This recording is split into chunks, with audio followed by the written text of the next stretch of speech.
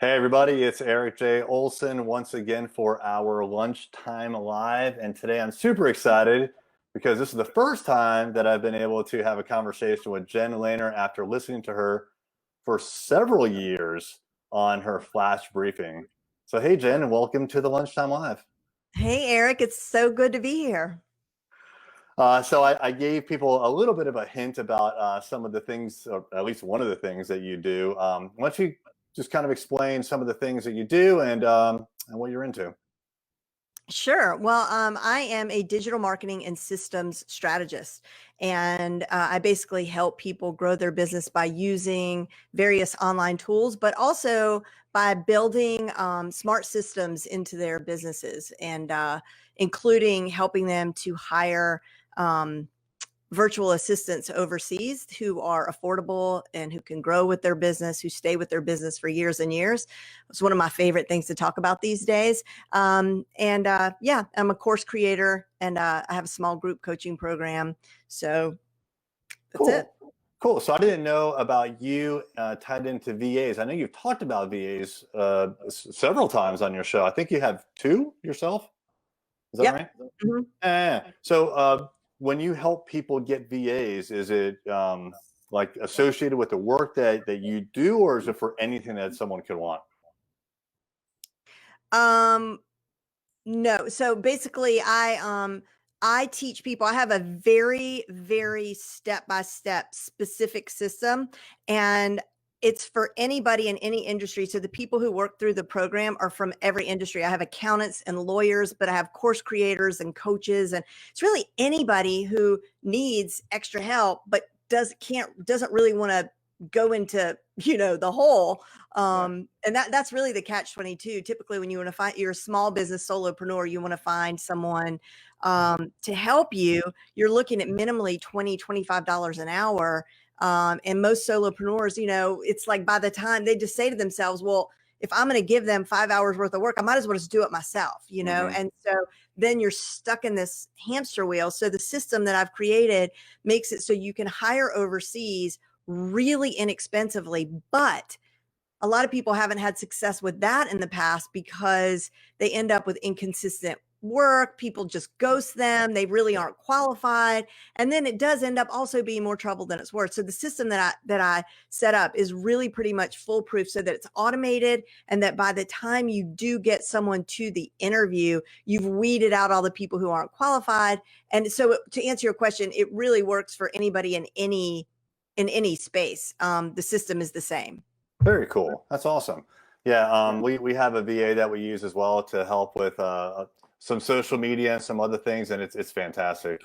So I definitely recommend it as well. One of the reasons that I asked you to be on the show is because I do listen to you quite regularly through the Lexi Echo. I don't want Mhm. to say her name to like fire it off for anyone Good who job. has it. I'm gonna turn mine um, off. so every morning I go downstairs, I make breakfast, I brew coffee, and I tell my Echo to play the news. And right now I have the weather is number one, my podcast is number two, and then yours is honestly it's either three or four because Daniel Hill is in there somewhere, who's one of All your right. Well, friends if as Daniel's well. in front of me, I'm okay with that. Daniel's a good guy.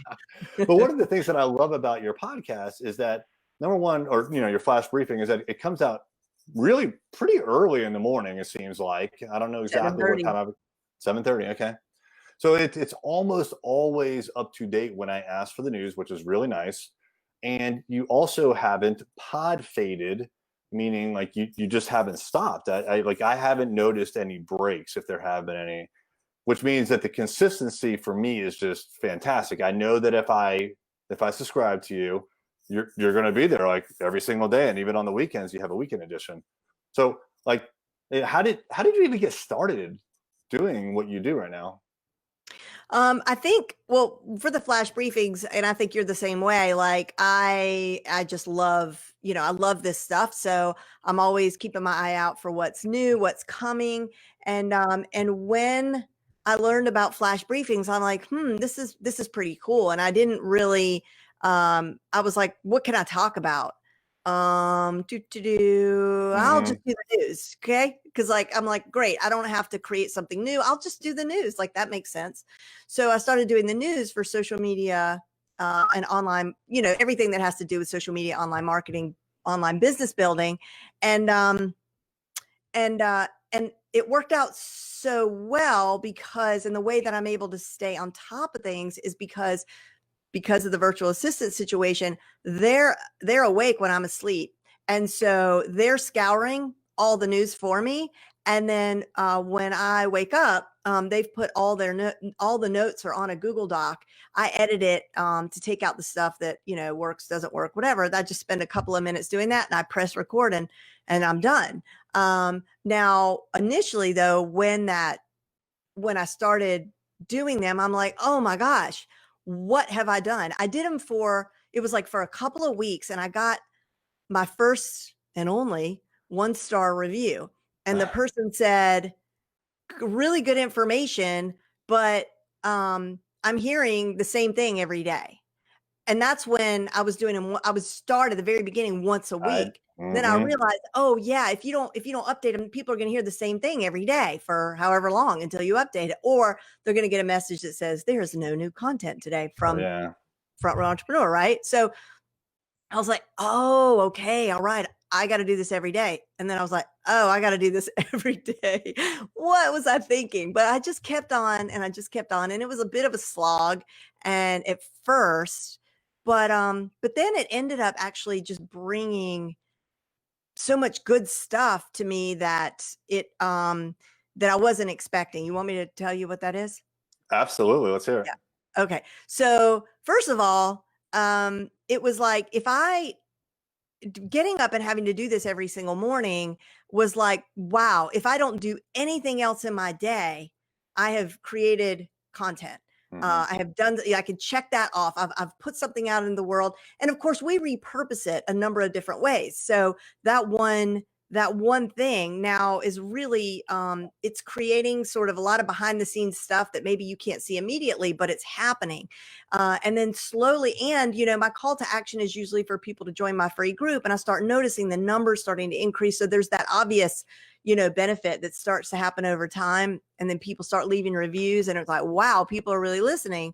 um but also it just improved my life because I'm not really a morning person. And so so now I have to get up early, and now it's like, well, as long as I'm up early, maybe I should I'm up, let me do some exercise. So I started doing yoga every morning, and then, I started eating better. And then I started doing like morning pages, and so all this other good stuff started coming from it. But I do Yeah. get why people, what did you say, pod fade? Puffin. Hmm. Yeah, because it's the payoff is not immediate, and you aren't getting, like when you live stream, for example, you can see how many people are showing up, and you sort of get this instant sort of feedback, and it keeps you going. It keeps that dopamine going, like, and so you're like, yeah, I'm doing it, and this is good, Yeah. but it's not so much the case with flash briefings, I don't think, or podcasts. And so you have to look for um the other stuff, or make sure that you're being strategic so that you are like giving smart calls to action so that you can get some positive feedback. Yeah. I turned into a morning person as well. You know, I totally respect what you do on a daily basis, and I don't think I could do that. So, like, at least with our podcast, we can batch record, and it's relatively an evergreen kind of content. There's a downside of that though, which is like when COVID came out, and when it Mm, really landed on our shores, we had a backlog of already scheduled episodes. And so mm. for probably about 2 weeks or so, we were still talking about the same old until the new recordings came out. And I realized that was the downside of Evergreen. But we do a lot of things very similar to what you do as far as taking what we talk about and getting it out on different platforms, like on Mhm. Facebook and whatnot. Could you kind of maybe describe how you repurpose your content, whether it's voice or something else? Like, what are your strategies there? Well, we have different systems for the different kinds of content, but it's like really like an assembly line. So with the flash briefings, it goes to a show notes page. We drive people to the show notes page. The show notes page is set up very blog style. So Mhm. that's so that each day is indexed by Google, and that helps a lot with SEO. So we always say on the flash briefing, for the notes or the replay, go to the show notes page. And we put all that stuff over there. And so it's repurposed there. Then what we were also doing, which we are bringing back, we just have to figure out the new rules. A lot of people don't want a device, and so we tell them you can listen to the flash briefing on your phone, but even that tends to be a little bit like too techy for some Yeah. people. So we gave them the option of receiving the flash briefing through Messenger bot, and that allowed me to grow a huge Messenger bot audience just for the briefing, which has been a dream. So we basically send it out to all the people subscribed via Messenger bot, but there's all these new changes around that. So we pause that for now Hmm. until we can figure out the new rules and make sure we're not breaking any. So let's see. And and then when I think when it's particularly good, we don't every day post the flash briefing all over every social channel, but sometimes like our better episodes and stuff we do.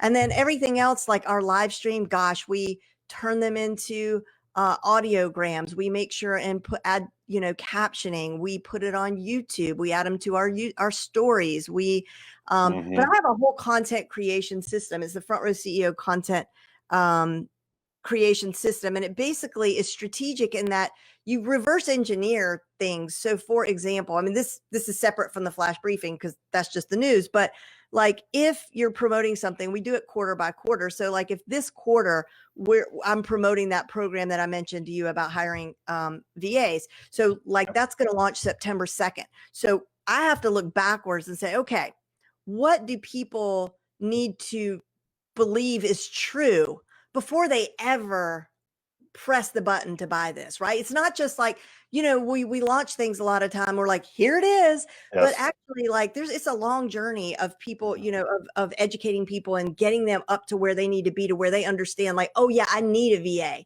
right? It's not going to happen instantly. So my content has to be in line with that. So the CEO system is connection, expert, and the O is for original. And the O doesn't really mean what you think it means, but I had to make it fit into that acronym. So it really means like authentic. So connection are those kind of posts. So I could take one piece of content. So I have a podcast as well.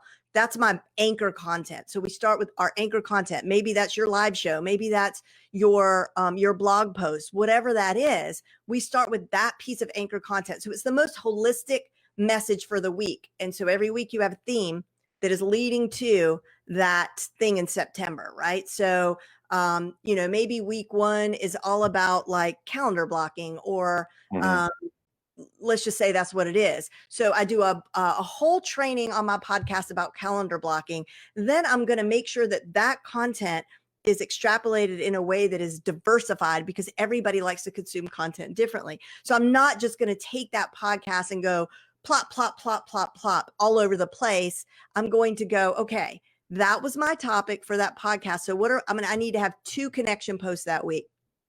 Connection posts are little things like a survey that you plop in your Instagram story, or it's basically you're asking for direct connection in that moment. So you ask a question and you want an answer. A poll, a fill in the blank.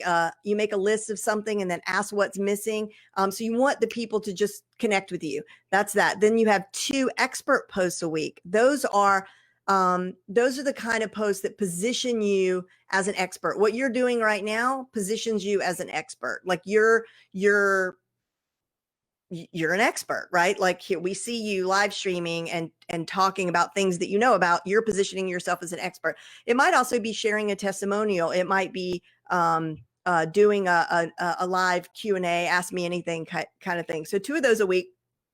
And then one, I usually, it's better if you have more than one, but the original post is the behind the scenes Eric, right? Like you're going to show me your dog.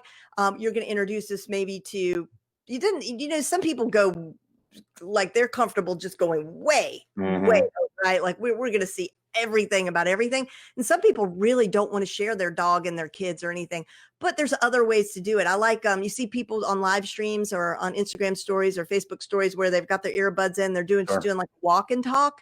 That's just an opportunity for us to just sort of see the hair down, version of Eric. Like your hair's down right now, right, Eric? It's very much down. Yes. So yeah, so we get to see the hair down version. And so that's basically it. So I start with my anchor content and then, so that's a really long answer to your question, but that's the only way I know how to answer it. But it's smart. It's a strategy, right? And so a lot of people, when they get on social media, they just start posting and they don't even know why they're posting or who they're posting to, and you have to have a strategy. So one of the things that we do all the time for brand new clients is the very first week we spend with them, talking to them, figuring out all those different things. Who's your prospect? What do you want to say to them? What do you think your prospect wants to hear or get from you? And coming up with that strategy before we just start blasting out posts. Yeah. So, and I think, but there is room for because I do it all the time. Like I'm the queen of just slapping something up, but it's sort of like, make sure all your good housekeeping, like all that is done. And now there's room for me to be random and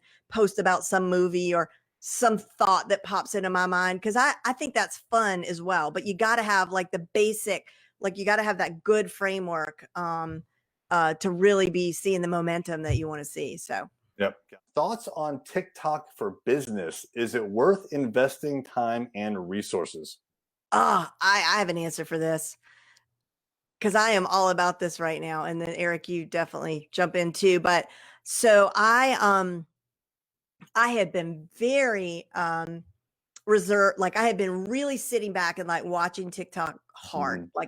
And first I'm like, this is ridiculous. And I don't want to hear about another social media platform. Everybody's having a hard enough time keeping up with stories. Right. So I was like, I don't know. Then I started watching. And then I think personally, I think it's the best thing that came out of this COVID situation, the creativity, the humor.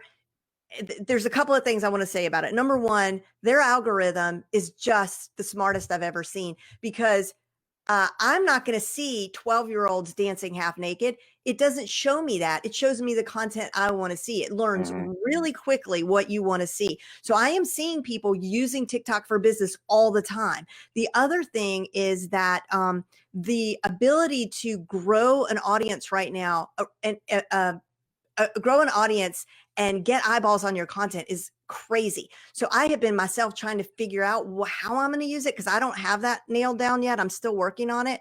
But the other day, this served me not at all. Okay. Because it was not in line with like my messaging, my business or anything.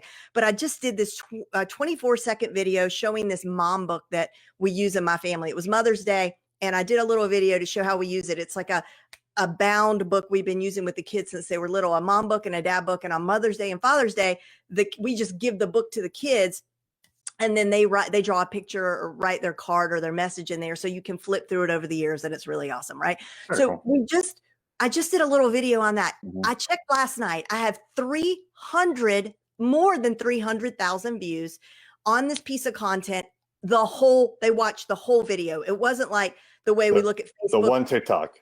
The one TikTok, more than 300,000 views. I got hundreds of new followers. I had like 10 followers, hundreds of new followers, so many new Instagram followers because TikTok makes it really easy for them to click on your Instagram and your YouTube. I was like, oh my gosh. And the shares, I got like 5,000 shares, saves or favorites. And then the comments are in the thousands. Wow. And they're happening every day. And so TikTok, whereas most content gets pushed down, TikTok, if your content is hot, they just keep showing it. And once something becomes hot, then they go and look at all your other content. So to answer your question, yes, I am just now starting to advise my clients and my students that I want them to do this. And the first step I'm telling them is like, watch it for a month. Watch it, just watch, because it's a different kind of platform. It's not like any other platform. It's a lot of fun, actually. So like when I don't want to think, or I just want to kind of enjoy my phone, I go to TikTok and it's mindless, right? Which is great. And I Yeah. laugh till I cry. I mean, but the business that the stuff people are doing, that's the part. It's like, huh, like where does this fit? Because you can't give like a long tutorial. But what I'm seeing is that people are just really, I've learned, I don't know about you, Eric, I have learned so many cool things on TikTok. Some that are business related, most of them that aren't, just weird hacks like squeezing a hole in the end of your lemon so, so you can squeeze out the lemon juice from the Yeah. lemon, just like one of the fake plastic lemons that you buy at the grocery store, just random things like that. But people who are using it really well for business are giving just quick industry tips, and they're basic, but they're seeing 80,000 views, Hmm. 100,000 views. It's unbelievable. Chelsea Pites.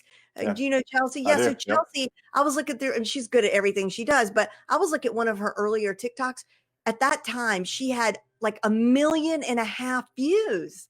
Wow. And they watched the whole thing, and there was like tons of engagement. So I That's am awesome. very excited about TikTok, and I've got to come up with my own plan. Yeah. Yeah. Something has definitely happened there in the last 6 to 12 months because I started looking at it probably about a year and a half ago.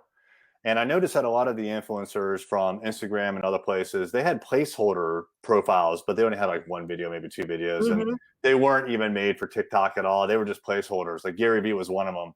Mm-hmm. And then I went back and all of a sudden he had a lot of videos. And then I noticed like Grant Cardone and a couple of other people that I follow online, they were just flooding TikTok all of a sudden. So yeah, the dam broke and everyone's on there now. Except what's also so cool, and it won't be this way forever, but right now it's TikTok is everybody has their hair down, and it's not this glamorous like fake Instagram version of ourselves. It's like, and in fact that's not really Yeah. welcome there. It's like Yeah. people don't want all the necessarily the big name influencers there. It's like the regular people are the superstars. There's a lot of pressure with Instagram for sure. So Yeah. this morning I learned from you as my 17-year-old daughter was sitting next to me, who loves TikTok, by the way, that Facebook is working on a TikTok competitor, Hmm. Lasso. What are your Hmm. thoughts on that? You think it's going to work or just kind of fade away? I mean, Who I knows? don't know. I mean, I think, I don't know. You can't say Facebook is such a beast, but I don't know. I think there's so much more like, and it's not just Lasso. It's there was another one that they did today called Collab. Yeah, it's called Collab, and it's like Mm, 15-second video with music, and it's that's what it was. basically Yeah. TikTok's version of Duet. And I I don't know. I mean, because it's so much more than just Duet, right? Like Yeah. TikTok, it's like the whole package, and the way they do their algorithm. I mean, I don't know. No, I you're don't know. right. Yeah, they have Lasso, or they tried it, right? And now they're going to come out with collab. So they want to go after TikTok for sure. There's another one that I saw this morning, Zyn, Zynn, and apparently it's a TikTok rival made by a Chinese company, and they're actually paying people to post. So like people are Hmm. really taking attention and paying attention to what TikTok is doing. So they've Yeah, got some competition coming their way for sure. yeah. I mean, never say never. I wrote a blog post a few years ago that said why you need to be on Blab and why it's here to stay. Okay, so what do I know? Remember Blab? No, I don't. Oh, okay. Well, there you go. Blab was this amazing like live streaming thing that Yeah. was just the best, and then it tanked. And And then so, it was gone. Yeah. yeah. All right, a couple questions here. Daniel Hill, question for Jen: do your teenagers get upset that you know more about social media than they do? Uh, no, they don't.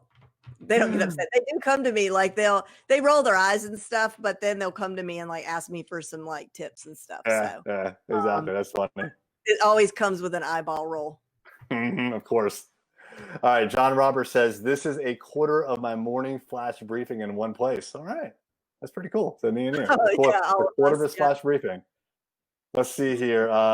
Kim Kinsley says hair down days. Cool. uh, uh, Kevin Daisy, who is the co-founder of Array Digital, he says hi to you. And Hello. I'm going to try to pronounce this correctly. Veronique, I think is the way. I hope I nailed that. Question: for businesses that do B2B, would you recommend to curate your content differently? That's all it says. So I assume she means differently than personal. No, absolutely not. It's just all about being where they are. So if you're, if you're trying to target the human resources manager is still watching Facebook and Instagram and all those places. It's just the content needs to speak to the human resources manager. Does that make sense? I mean, it's always about like, who is your audience? Where are they? Create that content that is for them and then get it in front of them in that place. And they're not just on LinkedIn. Everybody thinks B2B is just always LinkedIn. It's, they're everywhere. B2B people are everywhere. I'm totally with you. And the engagement on LinkedIn just, for me, doesn't seem to be there. It's a struggle to get people to comment. So I'll put something out on, say, like Twitter, which is my favorite. I know you're a Twitter fan as well. And I get just, thousands of impressions and dozen comments. And then I'll put something extremely similar out on LinkedIn and nothing. It's just crickets. It's weird. Do you have LinkedIn Live yet? No, I don't. And I want it. I've requested it 3 times. Me too. And look at us. We've got these like regular weekly shows. Yep. We're consistent. We're sharing valuable content. It makes me so mad. Well, so I will agree with you on LinkedIn. I'm still there. I still tell people to use it. I still, whatever. But I know you had Judy Fox on. I love Judy. She's killer tips. She talks about engaging in the comments. I do see an uptick when I take the time to leave expert comments on other people's blog posts, but my Lord, come on, LinkedIn. Yes, LinkedIn. All right. So I'm going to say this for the recording, and then we're going to clip out before and after. LinkedIn, listen up. Jen and I want to be on LinkedIn Live. So hook us up. Like, this could be on LinkedIn right now if you just say yes to our request. Yeah. Thanks. No brainer. All right. Tim Ritter says, what do you use in TikTok to get engagement outside of the platform? Well, they make it super easy for you to repurpose those TikToks. Like, again, they have nailed everything. You click the little share button, you can download it. You can add it to in one click, you can add it to your Instagram. You can add it everywhere. So you'll notice now, like when you're in your stories or just scrolling any social media, you'll start to see that little TikTok logo down in the corner because it could not be easier to repurpose. So, if you don't have any followers yet on TikTok, but you want to bring people over, that's one way to do that. But trust me, once you find your groove, you're going to, there's a little hashtag strategy there, but it's super easy. You're just going to look at what other people are using, use a few of those hashtags, and you don't have to write like a long description like we do on Instagram and stuff. So it's easier in that way, but people are going to find you. I mean, I really need to stop talking about it and just do it myself. As do I. I've been talking about it for, like I said, about 1.5 years and watching it, and I've posted almost nothing. And, I keep hearing a lot of people saying, just post your normal stuff, just be yourself. But, when I get on TikTok and I see people, dancing to music and it's all choreographed, and I'm like, I'm not going to do that. Would me talking about business or like, the things that I'm doing right now, is that really of interest? It is, Eric. Let me just say, there's one guy that I've been following. I don't know his name, but like, he'll just show like these cool websites. Like, I talked about one today on my show, my Friday show, called builtwith.com. I know. Well, yep, I use it today. Right? So it's a website that lets you just plug in anybody else's website and see all the stuff that's on there. That's all he did was he like turned his camera. He had no music. He had no transitions, and he wasn't being funny or cute. He just does that. And he's got tons of followers, Crazy. So there is a place for just real straightforward, like content tip delivery without it being fancy, but it is easy to get intimidated by all that other junk. Absolutely. So yeah, I've been hinting about frontrowclassroom.com and frontrowvip.com. What are those sites all about? How are they different? And why would someone actually go there and use it? Thank you, Eric. It's generous of you to let me talk about that for a minute.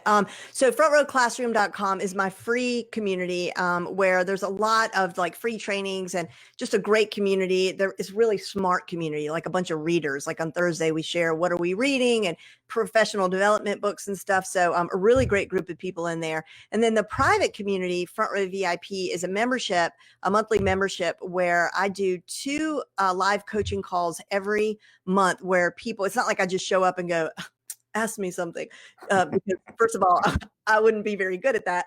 I need some runway. People submit a question in advance, and then I go live on these coaching calls to answer I go into a lot of detail, similar to how I work with my private coaching clients.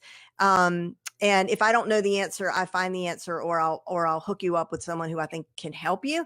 So that's twice a month. Then we have all these expert trainings. So like this month, we had someone who came in to teach us how to use Google to grow our business. And then we had someone who showed us Tom Morcus, how to do a live summit step by step by step. It was like a course in and of itself. And people like Judy Fox teaching us LinkedIn. Mm-hmm. So we bring in experts. So that's it, minimally once a month, we have a group expert. There's just a whole library of every kind of training you would want on social media and online business strategy. And the planning system that I told you about, the CEO planning system, every month our members get this online version that is really cool because it walks you step by step. And as you fill out the spreadsheet and the form, it automatically populates your calendar. So when you're done with that, at the end of that exercise for, let's say, what's coming up, like June, they've already gotten their June calendars, but let's say July, they're going to be getting their July calendar soon. They work through that and their whole content calendar will be finished. And we prompt them through the steps. I don't know That's if I really nice. explained that very well. No, I think you explained it very, very well. That's super nice. Yeah, I like that a lot. Okay, I think I have one more question here. It just came in. So Mark D. Bowers, you just barely got in. All right. Hey, Mark. Mark says or asks, so ... Is there anything to the conventional wisdom that TikTok is a security risk? I'm guessing he's talking about it because it's a Chinese business. Oh, okay. Is there anything to it? What do you think? Yeah, well, the United States government made it so that military are not allowed to get on TikTok from their military phones, but they're allowed to get on from their civilian devices. So it's Chinese. Are they spying on us? Probably. I mean, to be honest with you, I think that I have surrendered a good bit of my privacy just by being here right now. Yeah. I mean, I'm not minimizing it. I'm just saying, at what point are they worse than any other? I don't. They're owned by the Chinese, so they could be doing. I don't know. I mean, it's the world we live in, right? I mean, exactly. I mean, it's a great point because Google has so much data on us.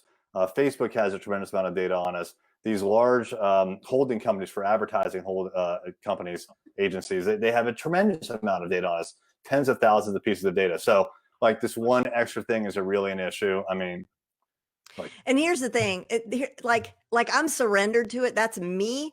I'm kind of all in, this is what I do, right? This is my business, but I can see me just as easily one day saying I'm out, but then I'm going to be all the way out, because it wouldn't be for me to just jump off of Facebook.